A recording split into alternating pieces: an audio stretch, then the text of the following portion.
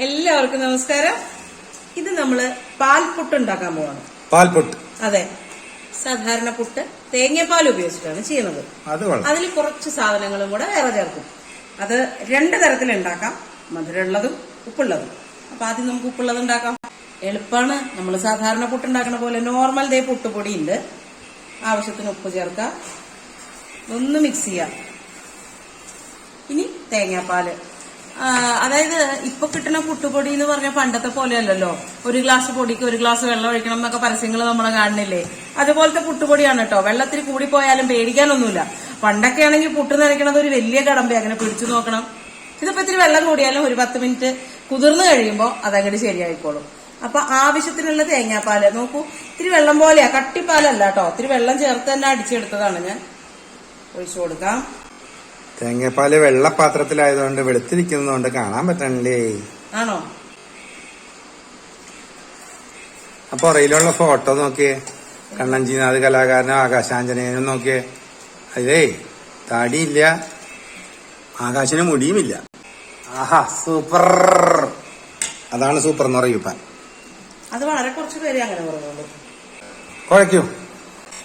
ഇപ്പൊ കാണുമ്പോ തോന്നും അയ്യോ വെള്ളം കൂടുതലാണല്ലോ എന്ന്. ഒന്നും പേടിക്കാനില്ല. നോക്കൂ, ഒരു അരമണിക്കൂർ ഇത് റെസ്റ്റ് ചെയ്യട്ടെ, അപ്പോഴത്തേക്കും കറക്റ്റ് ആവും. ആയിക്കോട്ടെ. എന്താ, 2 വലിയ ക്യാരറ്റ് ചീവി വെച്ചിട്ടുണ്ട്. സാധാരണ പുട്ടുണ്ടാക്കാൻ എപ്പോഴും തേങ്ങ വേണമല്ലോ, തേങ്ങയുണ്ട്. ഇനി ഒരു സാധനം നമുക്ക് ഒപ്പിക്കാം. ഒരു കുറച്ച് നെയ്യ് ഒഴിക്കാം. നെയ്യൊന്ന് ചൂടാവട്ടെ. നമുക്ക് ഈ എന്താ പറയാ, ക്യാരറ്റ് ഒന്ന് പതുക്കെ വാട്ടിയെടുക്കണം. അങ്ങനെ വല്ലാണ്ട് ഫ്രൈ ഒന്നും ആയി പോകരുത്. ക്യാരറ്റ് മറ്റേ മെഷീനിൽ വെച്ച് ഇങ്ങനെ ചരുക്കി എടുത്തിട്ടുണ്ട്. അതെ അതെ. നെയ്യ് ചൂടായി. ഒന്ന് ജസ്റ്റ് ഇങ്ങനെ പെരട്ടി എടുക്കാൻ പാടുള്ളൂ, ഫ്രൈ ഒന്നും ആയി പോകരുത്. അതിലേക്ക് ഒരു 2-3 സ്പൂണ് നാളികേരവും കൂടെ.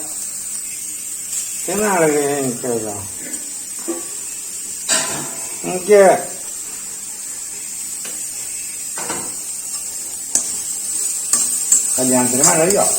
ഓ, ഇനിയിപ്പോ വൈകാകാലത്ത് കല്യാണത്തിന്റെ ഇങ്ങനെ വെന്ത് ഉടഞ്ഞൊന്നും പോകണ്ട. ജസ്റ്റ് ഒന്ന് നെയ്യിലൊന്ന് പെരണ്ട് വരിക.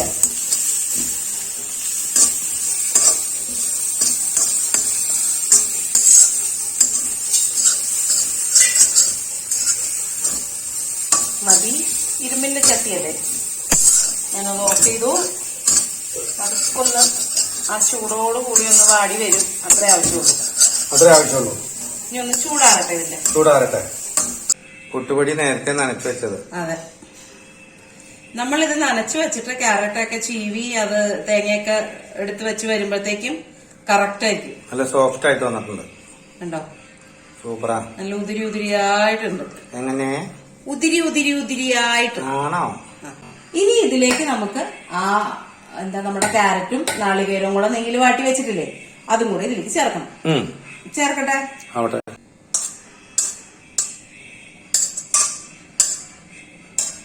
ഇനി നമുക്കിതൊന്ന് മിക്സ് ചെയ്യാം. മിക്സ് കരോ. ഇനി സാധാരണ പുട്ടുണ്ടാക്കണ പോലെ തന്നെയാണ്. അപ്പോ പഞ്ചസാര, മധുരമുള്ള പുട്ടാണെങ്കിൽ നമുക്കിഷ്ടം അങ്ങനെയാണ് ചെയ്യണ്ടെങ്കിൽ ഈ സമയത്ത് ഇതിൽ പഞ്ചസാര ചേർത്തിട്ട് മിക്സ് ചെയ്യാം. എന്നിട്ട് പുട്ടുണ്ടാക്കാം. അപ്പൊ ആദ്യം നമുക്ക് സാധാരണ നമ്മുടെ നോർമൽ പുട്ടുണ്ടാക്കാം.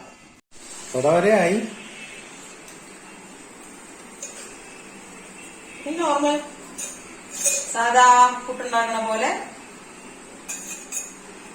ആദ്യം ഞാഞ്ഞ, പിന്നെ പൊടി, വീണ്ടും ഞാഞ്ഞ, പിന്നെ പൊടി,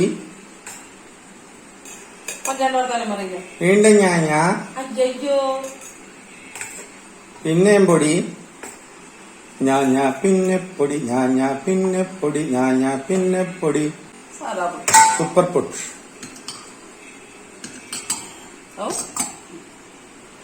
ആവട്ടെ, വേവട്ടെ അല്ലേ? ഇതാവട്ടെ. ഇവിടെ കടലക്കൂട്ടാനൊക്കെ റെഡി കേട്ടോ. കടലക്കൂട്ടാൻ ആദ്യം ഉണ്ടാക്കി വെച്ചു പാറു. സൂപ്പറാ. ബുബാ, ആരാ വന്നേക്കണേ? ചേച്ചി വന്നാ? ബഹള ചേച്ചി വന്നല്ലേ? ചേച്ചി വന്നാ? ഹലോ, അവിടെ പോയേക്കായിരുന്നു?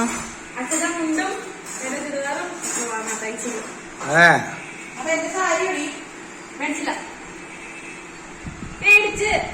മേടിച്ച്. മൈന ഗാർമെന്റ്സ്, നമ്മുടെ പ്രിയപ്പെട്ട ഗാർമെന്റ്സ് മൈന. മൈന ചേച്ചി എന്റെ മുണ്ട് ഇന്റർലോക്ക് ചെയ്തെന്നോ? ചെന്നൈയിൽ നിന്നും എന്റെ മകൾ കൊണ്ടുവന്ന എന്റെ പട്ടുമുണ്ട്, പട്ട് സാരി പോലത്തെ പട്ടുമുണ്ട്. അത് ഇന്റർലോക്ക് ചെയ്തില്ലെങ്കിൽ അതിന്റെ നൂലൊക്കെ കണകണകണാന്ന് പോരും. സൂപ്പറായി അല്ലേ? Thank you. മൈനയിലെ രതിക്ക് പ്രത്യേകം നന്ദി. അപ്പൊ ആവി വന്നു. ഓക്കേ,